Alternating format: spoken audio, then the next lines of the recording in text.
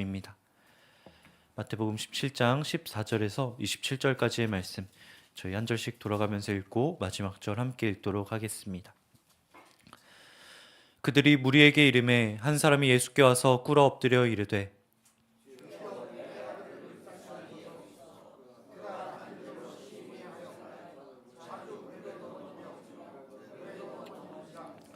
내가 주의 제자들에게 데리고 왔으나 능히 고치지 못하더이다.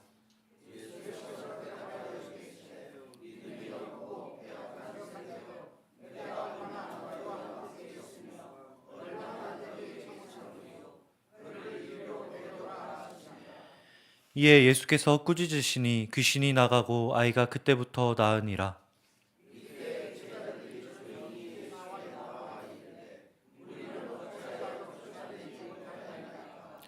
이르시되 너희 믿음이 작은 까닭이니라. 진실로 너희에게 이르노니 만일 너희에게 믿음이 겨자씨 한 알만큼만 있어도 이 산을 명하여 여기서 저기로 옮겨지라 하면 옮겨질 것이요 또 너희가 못할 것이 없으리라.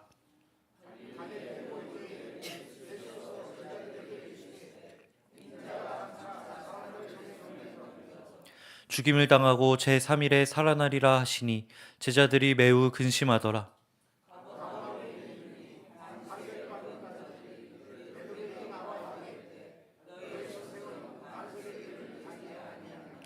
이르되 내신다 하고 집에 들어가니 예수께서 먼저 이르시되 시몬아 내 생각은 어떠하냐? 세상 임금들이 누구에게 관세와 국세를 받느냐? 자기 아들에게냐 타인에게냐?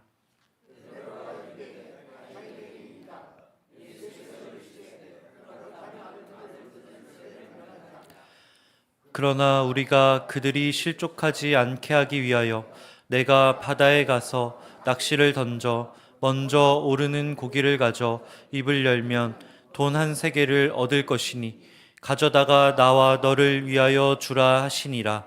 아멘. 여러분은 믿음이 무엇이라고 생각하십니까? 우리는 자주 믿음을 문제를 해결하는 능력이라고 생각을 합니다.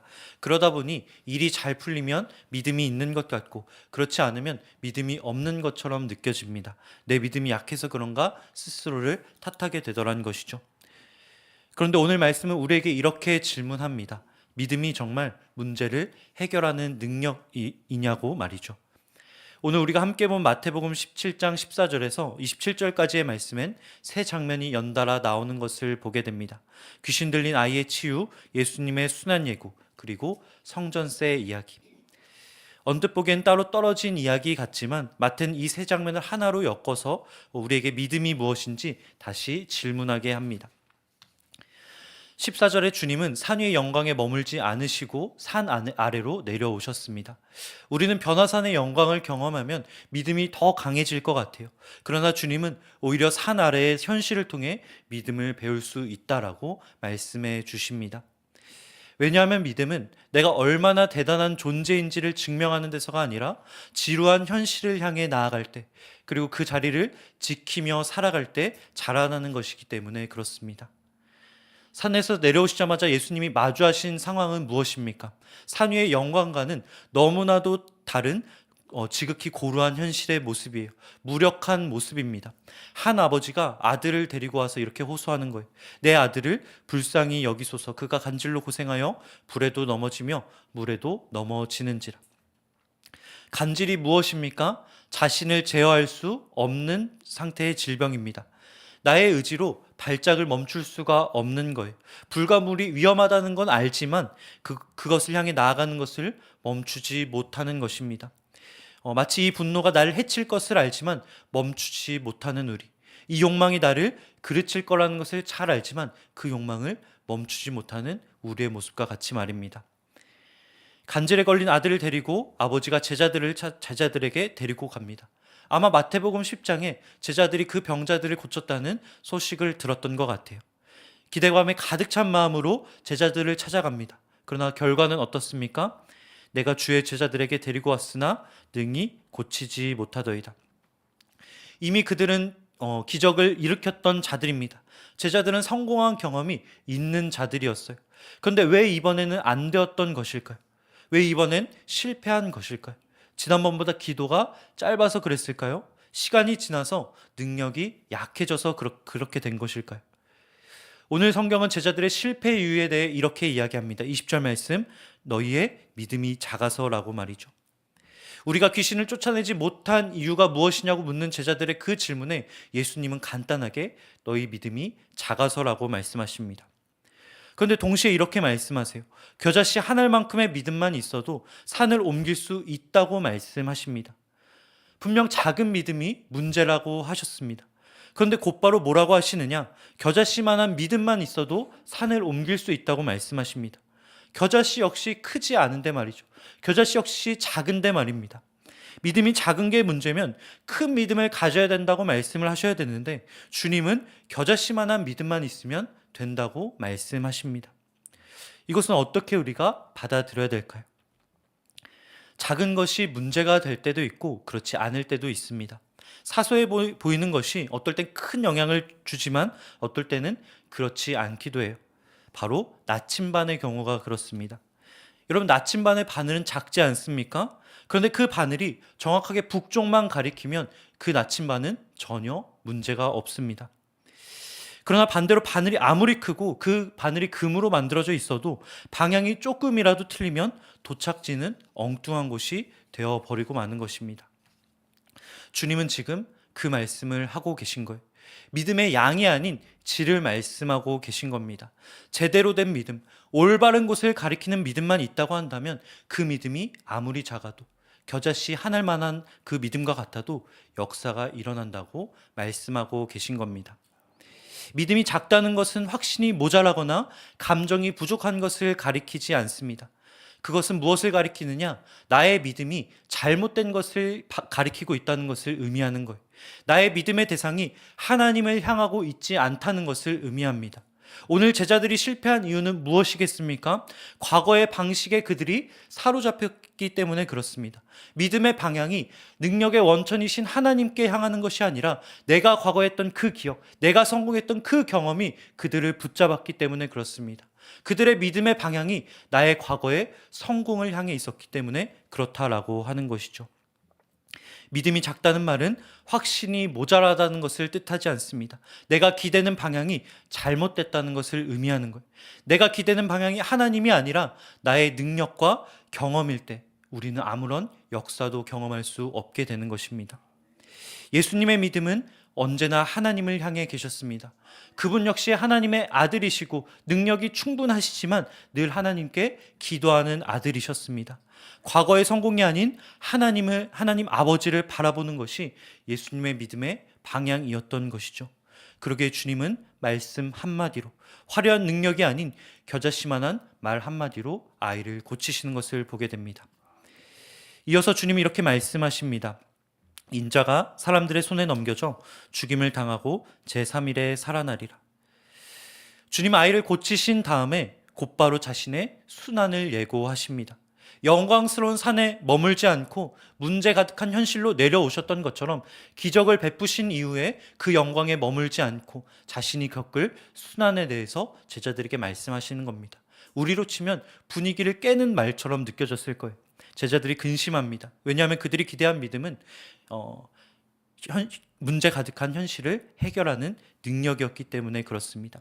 그들이 기대한 예수님은 고난당하는 하나님의 종이 아니라 그들의 문제를 해결할 능력 가득한 분이었기 때문에 그래요. 그들의 나침반은 언제나 성공을 향해 있었기 때문에 그렇습니다. 신앙생활 하다 보면 우리가 이런 경험을 하게 될 때가 있을 겁니다. 간절히 기도했던 일이 응답을 받았어요. 그래서 마음이 기쁘고 들떠 있는데 연이어 더 큰 문제가 우리를 찾아오게 됩니다. 응답해 주셨으면 이제 편해져야 되는데 또다시 마음을 어렵게 하는 일이 연이어 발생하더란 것이죠. 왜 그럴까요? 왜 하나님은 우리를 가만두지 않으시고 그렇게 계속해서 문제를 우리에게 보내시는 것일까요? 기적은 신앙생활의 끝이 될 수 없기 때문에 그렇습니다. 문제 해결이 우리의 목적지가 될 수 없기 때문에 그래요. 기적은 고난을 가리키는 표지판일 뿐이지 우리의 목적지가 아니기 때문에 그렇습니다. 주님이 우리를 부르신 이유는 무엇이냐? 문제없는 삶을 만들어 주시기 위해서가 아니라 그분을 따르는 삶으로 이끄시기 위해 우리를 부르셨기 때문이다라고 하는 것이죠. 왜냐하면 참된 회복은 문제 해결을 통해 일어나는 것이 아니기 때문에 그렇습니다. 참된 회복은 십자가와 고난을 통해 이루어지기 때문에 그래요. 구원은 나의 능력이 얼마나 큰지 과시하는 데서 나오는 것이 아니라 나의 능력을 감추고 십자가의 예수님과 같이 자기를 내어줄 때 이루어지기 때문에 그렇습니다. 주님은 이것을 성전세 이야기를 통해 우리에게 보다 구체적으로 자세하게 알려주세요. 사람들이 물어요.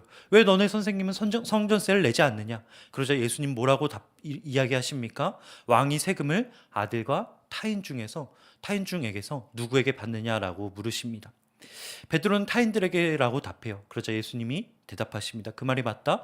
아들들은 세를 내지 않는 게 맞아 라고 대답을 하십니다. 성전은 하나님 아버지의 집이에요. 그리고 예수님은 그분의 아들이십니다. 그러니 원칙적으로 예수님은 성전에 들어갈 때 세를 낼 의무가 없으신 분이십니다. 그냥 들어가시면 되는 거예요. 그럴 권리가 충분히 있으신 분이십니다.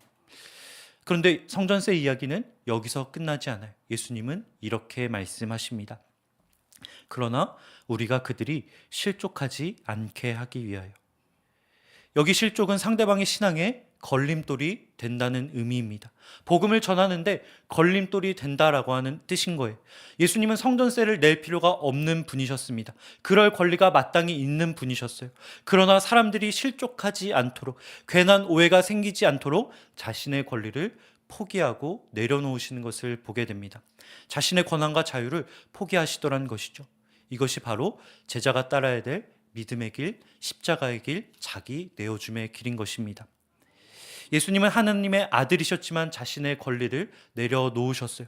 하나님의 아들로서 사랑의 자유를 얻으셨지만 그 자유를 어떻게 사용하시느냐?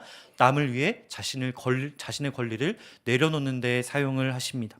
권리가 있으시지만 사람들을 위해 그 권리를 포기하세요. 그리고 성경은 그 예수님의 뒤를 따라 순종하는 자들에게 이런 일이 일어난다고 이야기합니다. 저희 마태복음 17장 27절 말씀 함께 읽도록 하겠습니다. 그러나 우리가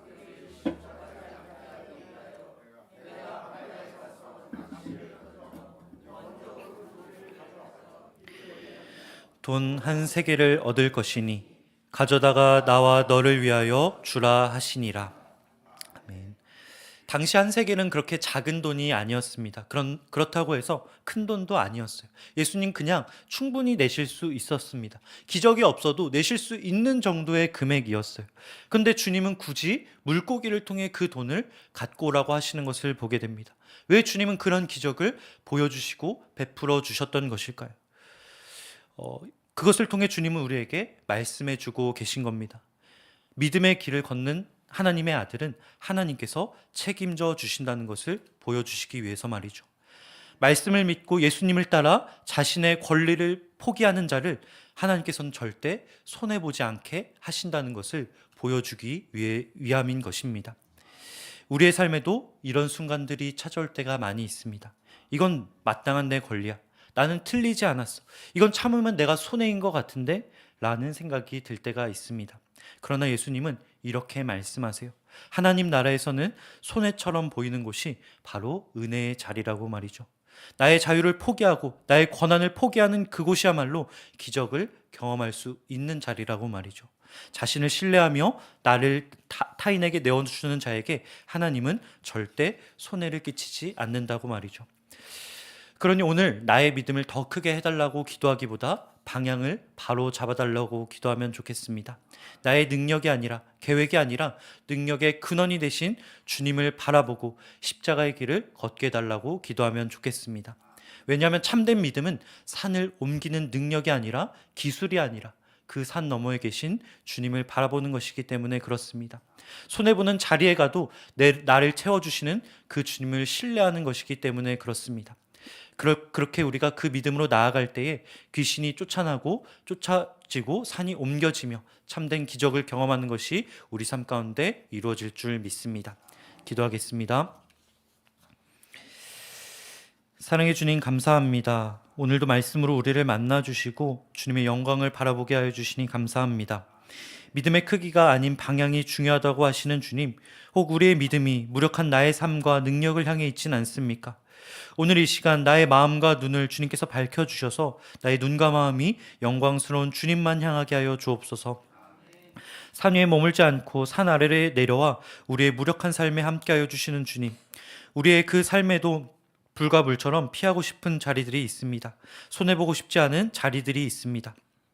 그러나 그때마다 우리를 책망하지 않으시고 함께해 주시며 채워주실 아버지를 바라보며 함께 나아가자고 말씀하여 주시는 주님, 우리가 그 아버지를 신뢰하며 주님이 부르시는 곳으로 오늘 하루 담대히 나아갈 수 있도록 주님 우리의 발걸음을 붙잡아 주옵소서. 주님, 우리의 믿음은 겨자씨만한 믿음입니다. 그러나 오직 주님만 바라보는 믿음입니다. 우리의 믿음을 사용하셔서 산을 옮겨주시고 귀신을 쫓아내 주시며 우리의 교회와 가정과 직장 가운데 주님의 놀라운 일들이 나타나게 하여 주옵소서. 감사드리며 예수님의 이름으로 기도드립니다. 아멘. 하늘에 계신 우리 아버지, 아버지의 이름을 거룩하게 하시며 아버지의 나라가 오게 하시며 아버지의 뜻이 하늘에서와 같이 땅에서도 이루어지게 하소서. 오늘 우리에게 일용할 양식을 주시고 우리가 우리에게 잘못한 사람을 용서하여 준 것 같이 우리 죄를 용서하여 주시고 우리를 시험에 빠지지 않게 하시고 악에서 구하소서. 나라와 권능과 영광이 영원히 아버지의 것입니다. 아멘. 이 시간 함께 주신 말씀과 기도 제목 붙잡고 함께 주의 이름 부르며 기도의 자리로 나아가도록 하겠습니다. 함께 기도하겠습니다. 주여